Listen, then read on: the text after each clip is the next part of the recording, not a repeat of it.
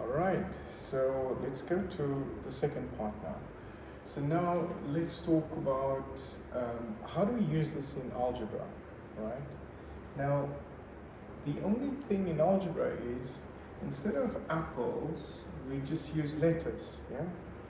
So the apple, okay, instead of an X, let's make it an A for apple. Got one apple there, two apples, so A for apple.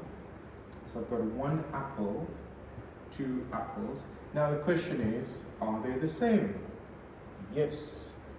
Can I add one apple plus two apples? Yes. And that would be three apples, yeah? So my answer would be 3 apples, right? Makes sense.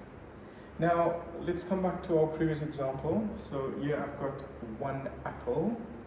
So let's make this X and A. So now I've got one apple, and then I want to add it to a bunch of grapes. So let's make G for grapes. So one apple plus one grape. Well, I ask myself, are they the same? No.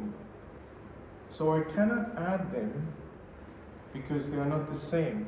So what do I have? What do we do in a case like this? Well, we just leave it as is.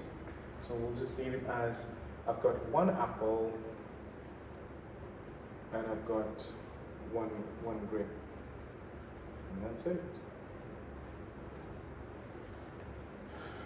And that's how we do that. So what's important here is we can only add